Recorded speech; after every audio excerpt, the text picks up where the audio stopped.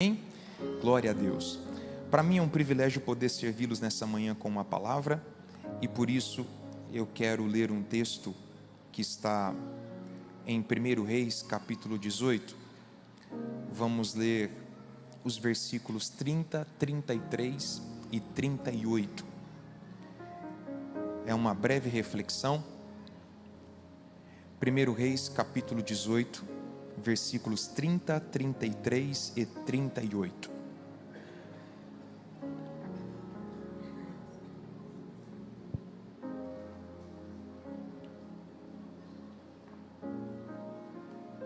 Posso ler, gente? Posso ler? Então Elias disse a todo o povo: chegai-vos a mim. E todo o povo se achegou a ele. Redobre a sua atenção para essa frase: e restaurou o altar do Senhor que estava quebrado. Vamos ler todo mundo? 1, 2, 3. E restaurou o altar do Senhor que estava quebrado. Versículo 33.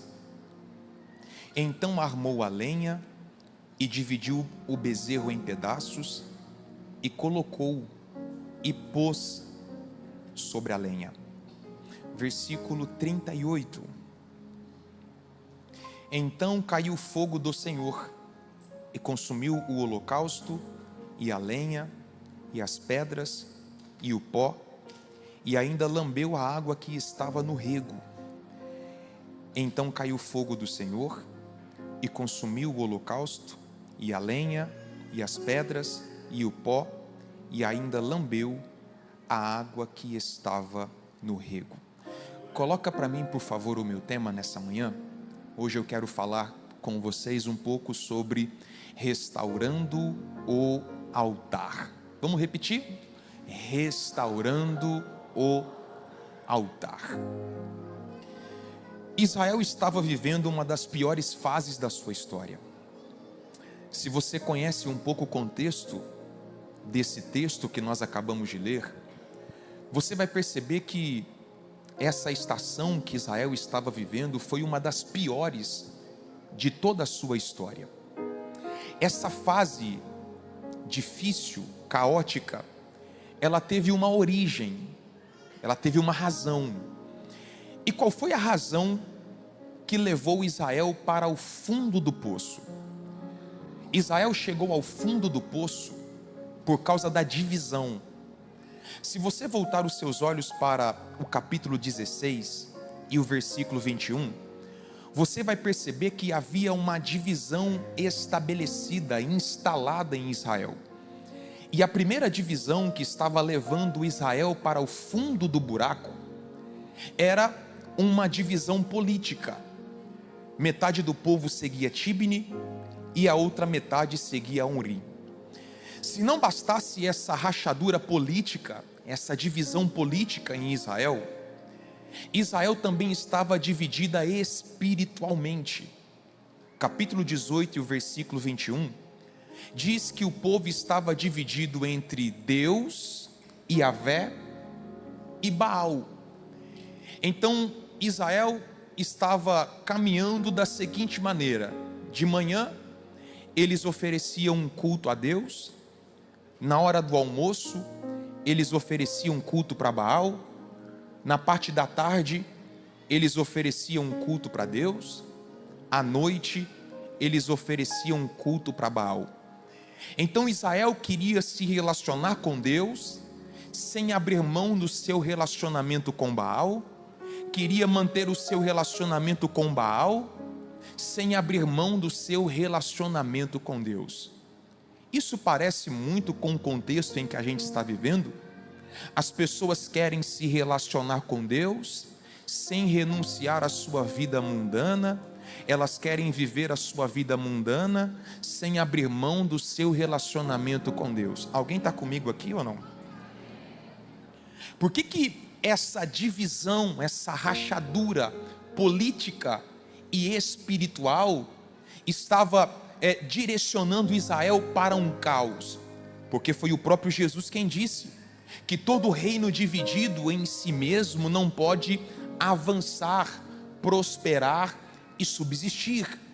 Então, o que nós precisamos entender nessa manhã é que Deus não se manifesta onde existe divisão. A presença de Deus só se manifesta onde existe unidade. A unidade atrai a manifestação da presença de Deus. Onde existe unidade, os céus se abrem e a presença de Deus se manifesta. Você conhece pessoas que querem ver a face de Deus, mas não conseguem olhar na face do irmão? Olha o silêncio da morte. Essa hora ninguém fala nada. Ai, pastor, eu queria tanto ver a face de Deus. Como é que você quer ver a face de Deus se você não consegue viver em comunhão com esse irmão que está aí do seu lado? Aleluia. Senti um clima pesado aqui agora. Não, pastor, porque eu sou igreja. Não. Você não é igreja. Você é membro. Não existe igreja no singular. Só existe igreja no plural. Nós somos igreja. Repete ou fala de novo? Vou repetir mais devagar. Sozinho você não é igreja. Sozinho você é membro. Nós só somos igreja no plural. Aleluia, irmão. O corpo sobrevive sem um membro, mas o membro não sobrevive fora do corpo. É por isso que em Atos dos Apóstolos, o Espírito Santo desceu sobre uma igreja que estava unida. Estavam todos reunidos no mesmo lugar. Então perceba que Elias, ele está estabelecendo, ele está lançando um desafio no Monte Carmelo. E a proposta de Elias era: vamos acabar com essa divisão, vamos acabar com essas rachaduras, vamos saber agora quem é o verdadeiro Deus.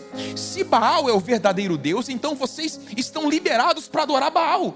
Mas se Yahvé, se Jeová é o verdadeiro Deus, então está na hora de vocês queimarem os altares da idolatria e voltar o seu coração plenamente para o verdadeiro Deus. Os profetas de Baal começaram a clamar, oferecer o seu sacrifício, eles subiram no altar, porém não houve resposta.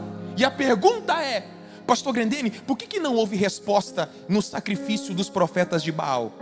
O salmista no Salmo 115 responde para nós: os ídolos feitos pelas mãos dos homens têm boca, mas não falam, têm olhos, mas não veem, têm ouvidos, mas não ouvem, têm nariz, mas não cheiram, têm mãos, mas não apalpam, têm pés, mas não andam, nem som algum sai da sua garganta. Mas o Deus da family, Ele tem olhos e vê, Ele tem ouvidos e ouve, Ele tem mãos e toca, Ele tem pés e anda, Ele tem boca e fala. Alguém serve esse Deus verdadeiro nessa manhã? Elias vai oferecer o seu sacrifício, e é com base no posicionamento de Elias diante desse desafio no Monte Carmelo que eu quero aqui extrair algumas lições práticas para o nosso coração. Elias está com o sacrifício pronto, Elias está com a oferta preparada, mas o primeiro posicionamento de Elias, antes de oferecer o seu sacrifício, versículo 30, Elias reparou o altar que estava quebrado. Então, antes de oferecer o sacrifício, antes de oferecer a oferta, Elias dá uma olhada para o altar e ele percebe: a oferta é boa, mas o altar está em ruínas. A oferta é boa, mas o altar é ruim. Agora a pergunta que não quer calar: por que Elias repara o altar antes de oferecer o sacrifício, o holocausto? Daria muito menos trabalho, sim ou não? Exigiria muito menos esforço, sim ou não? Para que tanta dedicação? Para quê? Qual a necessidade? Qual a razão? Elias repara o altar antes de oferecer o sacrifício, porque Elias era consciente de que Deus não receberia, por maior ou melhor que fosse a oferta, de um altar quebrado.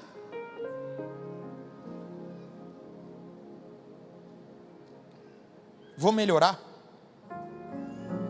Elias tinha consciência de que no culto Deus não está interessado apenas no que está sendo oferecido, mas em quem está oferecendo.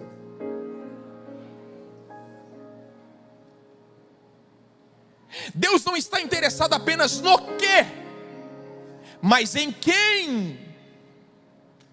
E é exatamente por essa razão que em Gênesis 4 está escrito lá, gente: e Deus aceitou Abel e sua oferta, e rejeitou Caim e sua oferta. Aquilo que nós somos vale muito mais do que aquilo que nós oferecemos. E o que Deus está ensinando para nós nessa manhã é que não adianta oferecer um sacrifício bom num altar ruim. Vou pular essa parte aqui, o pessoal está me olhando com uma cara esquisita. Para ou continua, gente? Pastor, o que o senhor está tentando dizer? O que eu estou tentando dizer é que não basta ter o nome de crente, aparência de crente, se o coração não é de crente. Porque os homens nos medem pela aparência, mas Deus pesa a nossa essência. Os homens te medem pelo carro que você dirige, pelo calçado que você calça, pela marca da roupa que você veste, mas Deus, Ele te olha de dentro para fora. Eu não sou tão velho assim, tá? Como vocês imaginam. Não sou tão velho assim. Mas eu sou de uma época que influenciadores eram pai, mãe, professores. Hoje são pessoas vazias, querendo provar que são cheias.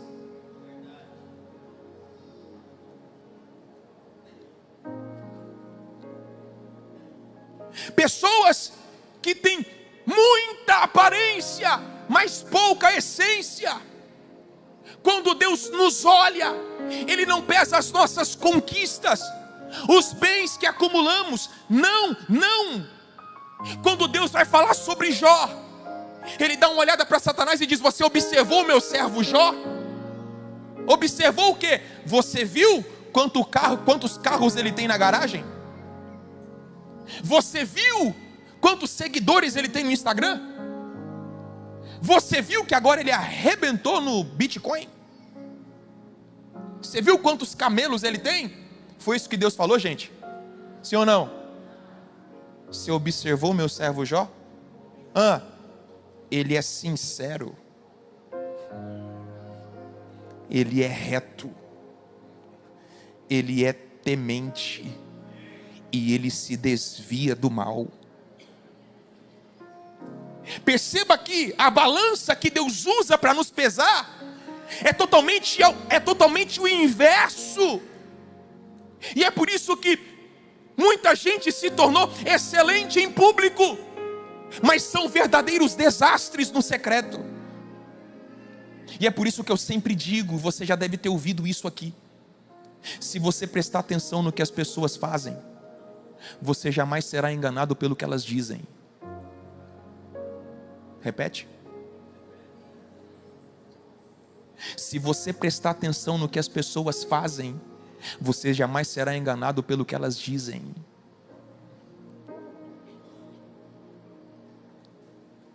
Esses dias alguém me perguntou: pastor Grenini, qual foi a mensagem mais poderosa que o Senhor já pregou?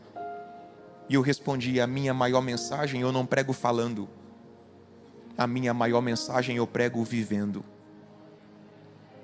A minha maior mensagem eu não prego no templo, a minha maior mensagem eu prego no trânsito, comprando e pagando, honrando a minha palavra, honrando a minha família, dando seta para virar.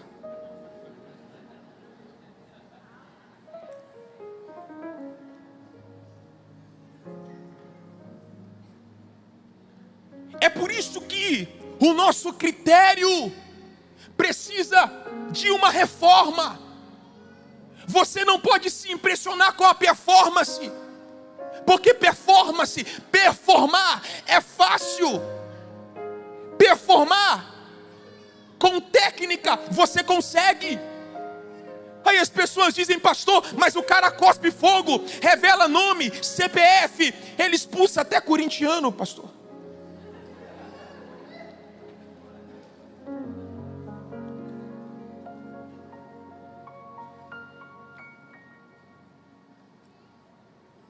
Aí do que adianta pregar muito e viver pouco? De que adianta pregar muito, mas ser hipócrita? De que adianta cantar muito, mas ser arrogante? De que adianta ter muita aparência, mas pouca essência? E infelizmente eu queria conhecer algumas pessoas apenas no palco, pregando e cantando, porque na mesa só o sangue de Jesus, irmão. Infelizmente eu queria conhecer pessoas apenas de longe, porque quando você se aproxima, você percebe que a vida que vivem não condizem com o evangelho que pregam. Eu vou entregar tudo aqui nessa manhã. Há uns anos atrás, a gente recebeu na nossa igreja, não era aqui, era em outra igreja, graças a Deus. E era um pregador assim que eu tinha muita admiração. Eu ouvi ele só no YouTube. Sabe aqueles pregadores que, sabe que o céu abre, fogo desce? Eu até imitava ele. Só que quando eu imitava ele, caía neve. Eu falo assim: Deus, tem alguma coisa errada, porque eu estou gritando igual a ele. Deixei o meu cabelo igual ao dele. Não vou dar mais detalhes porque vocês vão descobrir. Aí eu fiquei responsável por levá-lo para jantar depois do culto. Aí acabou o culto, aquela apoteose, aquela maravilha, salvação, gente batizada com o Espírito Santo, arrebatada. Meu Deus, anjos subindo, descendo, surumim, querubim. Falei: ô glória! Aí a gente foi jantar, chegamos no restaurante, meu irmão, eu fiquei constrangido com o garçom. E eu pensando comigo, eu queria aqui no restaurante o pregador lá da igreja. Poderoso.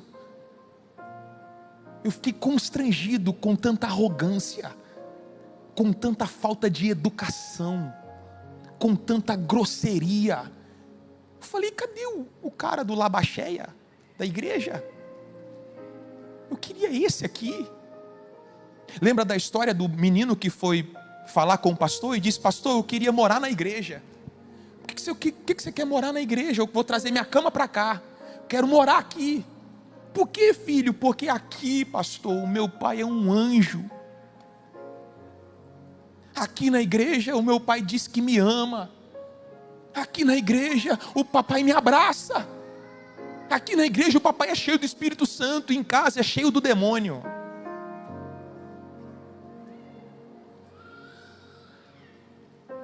Fala alguma coisa aí, pelo amor de Deus. Pelo menos misericórdia.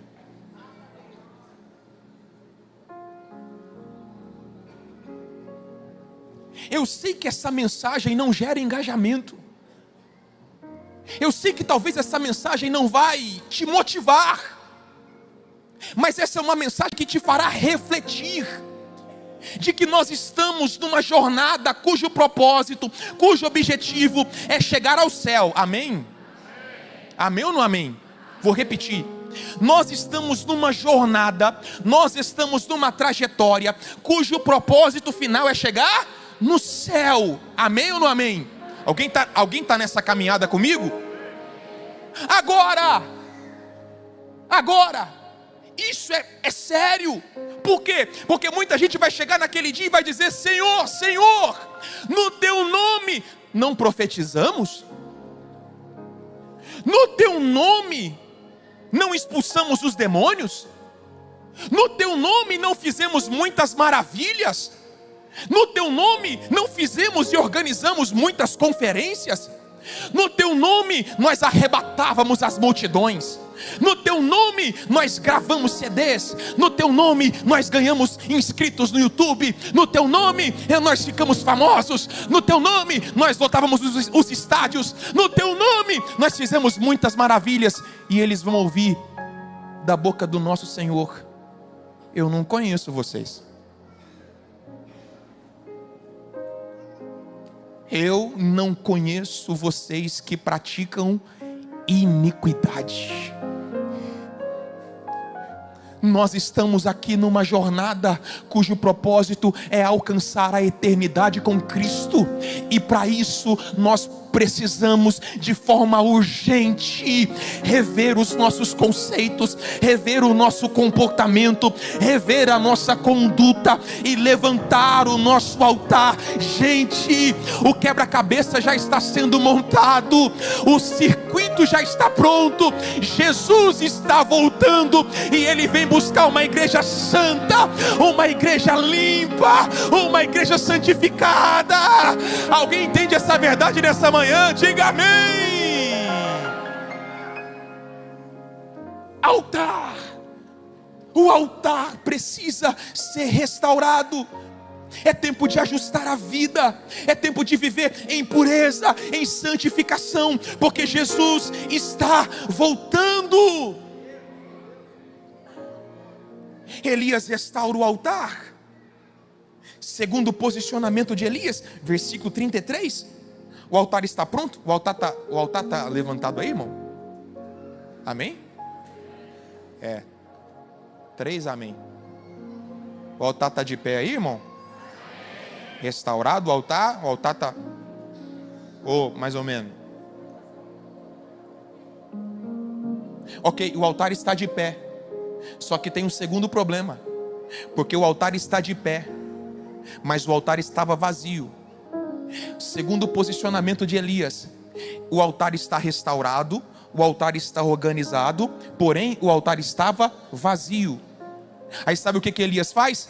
Elias coloca uma oferta, ele coloca um holocausto, ele coloca um sacrifício sobre o altar. E a pergunta é: por que Elias coloca um sacrifício no altar? Por que Elias não deixou o altar vazio? Porque Elias tinha consciência de que Deus jamais responderia, Deus jamais mandaria fogo sobre um altar sem sacrifício. Pastor, o que é holocausto? Holocausto fala de culto. Holocausto fala de entrega. Holocausto fala de adoração. Holocausto fala de sacrifício. No Antigo Testamento, escute, no Antigo Testamento o único barulho que você ouvia era dos animais. Mé. Nossa, mas que ovelha ruim. Quem sabe imitar uma ovelha melhor aí? Misericórdia, ficou pior. Mé. Então culto na antiga aliança era oferta. Culto na antiga aliança era sacrifício. E não tinha desculpa.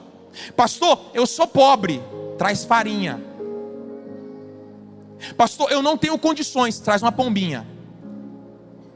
Porque ninguém vai se apresentar diante de mim com as mãos vazias. Culto era entrega. Culto era sacrifício. E o que nós precisamos de maneira urgente é restaurar o culto teocêntrico. Por quê? Porque tem muita gente que transformou o culto teocêntrico em um culto antropocêntrico.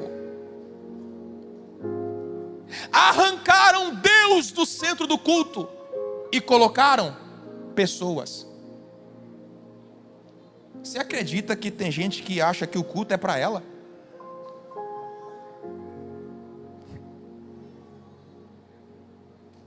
Momento confessionário aqui. Cássio, depois pede para cortar esse pedaço aqui. Quem aqui já pensou alguma vez na vida? Alguém já pensou? Você não teve coragem de compartilhar com ninguém? Não. Você é crente. Mas você já pensou, rapaz, hoje o culto foi ruim? Quem já? Ó, tem uns corajosos que teve coragem de levantar a mão. Quem já? Aqui na minha direita tem alguém? Falou, não, pastor, sinceramente, hoje o culto estava pesado. Quem já pensou isso aqui? Hoje o culto, não sei, acho que faltou. E coisa boa é quando a gente acha alguém que pensa a mesma coisa. Fulano, você não achou o culto? É verdade. Hoje eu não senti a banda. Hoje o pregador estava meio ácido. Ácido. Vamos lá. Você está comigo aqui ou não? Qual é o critério do culto ruim?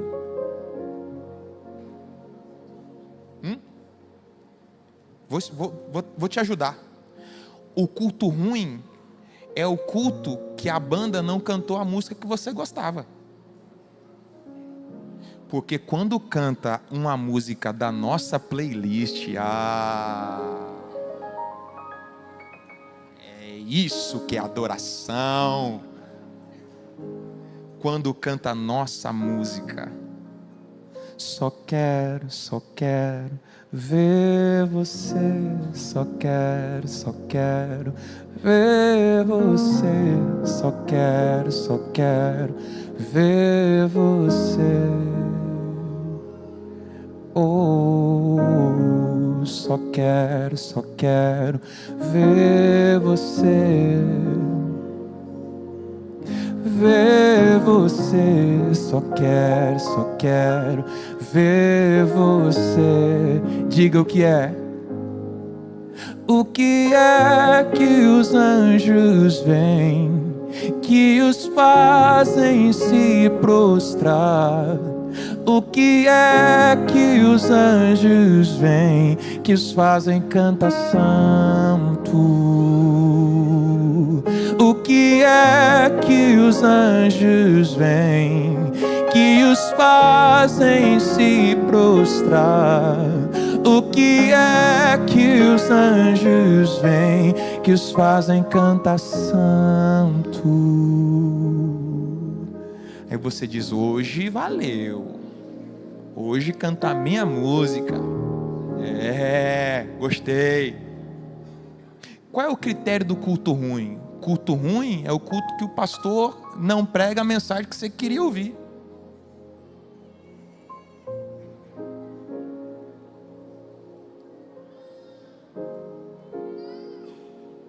Mas quando o pastor diz assim, abra a sua Bíblia no texto tal, você fala, esse é o meu texto. Era isso que eu queria. Por quê? Porque no culto toda a glória seja dada a mim. Todo louvor é meu. Toda a glória é minha. Esse é um culto antropocêntrico. Porque o culto teocêntrico não é de cima para baixo. O culto teocêntrico é de baixo para cima. Essa parte aqui, o pessoal das 8h30, eles até pularam da cadeira. Mas tudo bem, que eles tomam café, né? Eles tomam café de graça. Aí eles são sempre mais... O culto teocêntrico, ele não é de cima para baixo. Ele é de baixo para cima. Quando você entende que você não é o centro do culto e que não é Deus que tem que te adorar, irmão. Quando eu entendo isso, quando eu tenho essa consciência de que o culto não é para mim, e que eu entendo que nem todo culto é culto para receber, mas que todo culto é culto para oferecer, a minha perspectiva com relação ao culto muda, porque eu saio de casa dizendo, Deus, ainda que o Senhor não me dê nada lá, eu estou levando ao Senhor a minha adoração e eu vou entregar tudo no seu altar. Vou falar para o pessoal aqui da esquerda, pessoal da esquerda, quando você tem o entendimento de que nem todo culto é culto para receber, e de vez em quando a gente recebe uma palavra, uma profecia, uma palavra de conhecimento, uma cura, e está tudo certo, irmão, aleluia, glória a Deus, está tudo certo. Só que quando você tem o entendimento de que nem todo culto é culto para receber, mas todo culto é culto para oferecer, você sai de casa dizendo: Deus, se eu não te sentir, o Senhor vai me sentir no culto, aleluia. Aleluia! Ainda que o louvor não conecte ao meu coração, ainda que a palavra não atenda a minha expectativa, eu estou levando o meu louvor e eu vou oferecer tudo. Eu vou ser como Maria, eu estou levando o meu nardo puro, eu estou levando o meu unguento, e eu vou quebrar o meu vaso aos teus pés, e eu vou oferecer a ti o meu melhor louvor, a minha melhor adoração. Alguém está comigo aqui nesta manhã para levantar as mãos e celebrar a Ele?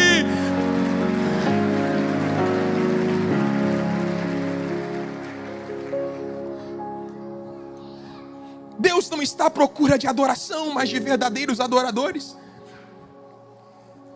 E qual é a diferença entre os verdadeiros adoradores e os falsos adoradores? É que os verdadeiros adoradores não adoram pelo que sentem. Os verdadeiros adoradores adoram pelo que sabem. Os verdadeiros adoradores não adoram pelo que sentem. Se você se move pelo que você sente, meu irmão, a sua adoração é uma adoração circunstancial. Mas se você adora pelo que você sabe, aí muda tudo. Vamos aprender com Jó? Vamos? Jó, o que você está sentindo? Dor. Mas que tipo de dor? Dor pelas perdas, dor pelo abandono, dor pela enfermidade, dor por causa da injustiça. E o que você vai fazer? Eu vou adorar. E como é que você vai adorar sentindo dor, enfermidade, perda, circunstâncias adversas? É porque eu não adoro pelo que eu sinto, eu adoro pelo que eu sei. E o que você sabe? Eu sei que o meu Redentor, Ele vive. Eu sei que o meu Redentor, Ele vive. E eu sei que Ele tem um propósito. Eu sei que Ele tem um plano. Eu sei que Ele tem um projeto. Ele não me permitiu atravessar por esse deserto em vão. Eu sei que no final vai fazer sentido. Eu sei que no final Ele vai mudar a minha sorte. Eu sei que no final Ele vai mudar a minha história. Se você adora pelo que sabe, você pode levantar as suas mãos nessa manhã e quebrar o silêncio para adorá-lo, para adorá-lo, para adorá-lo. Aramaia, Xandaramaia.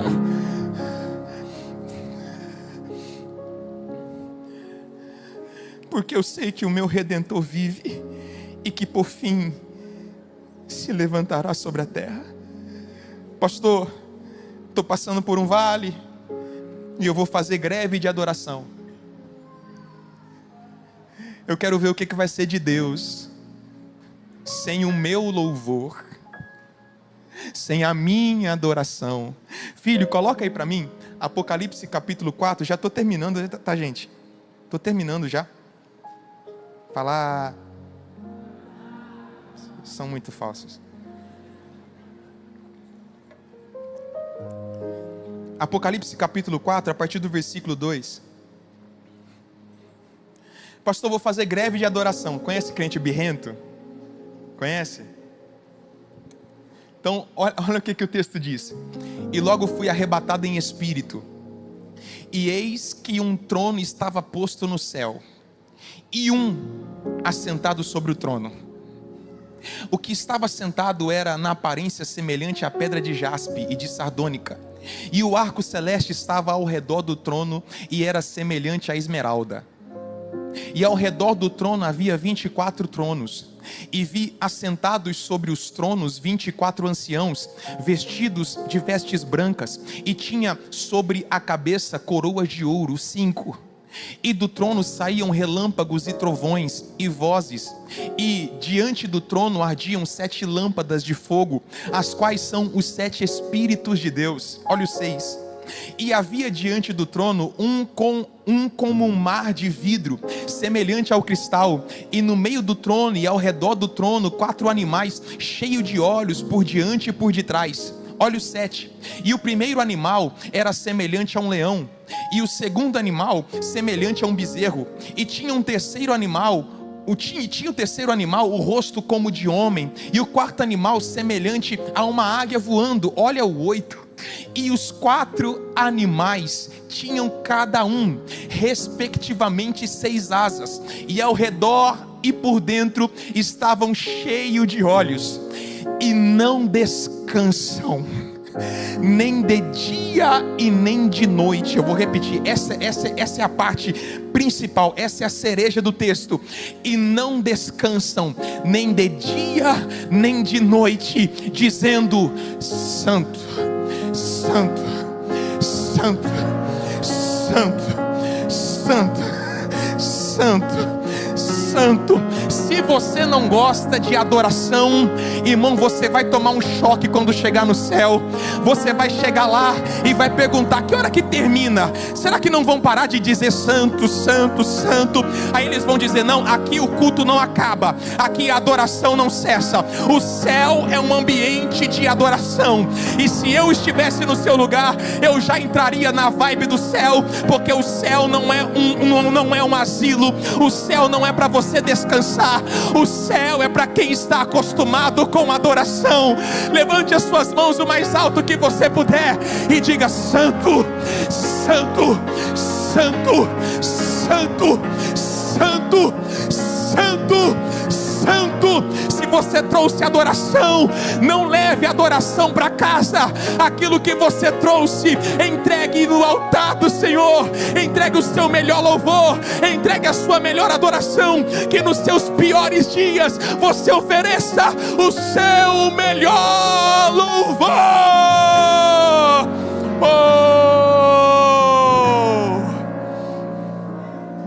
Santo,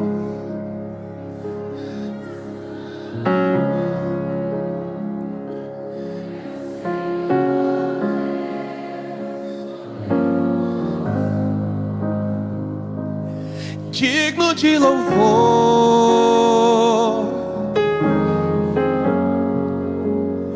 tu és santo.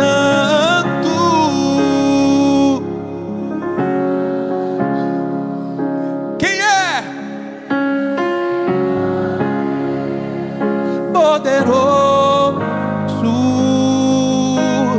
digno de louvor.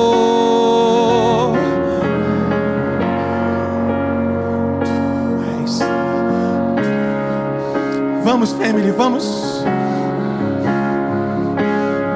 Entregue a sua adoração. Entregue. Vamos, eu já termino.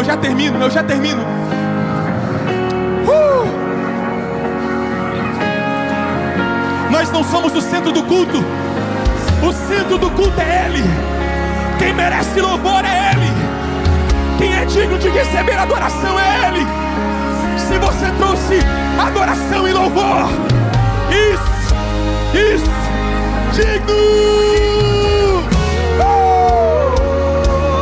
digno de louvor, tu és santo.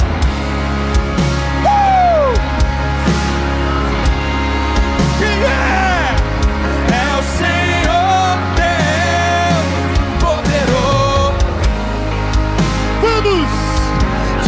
De louvor,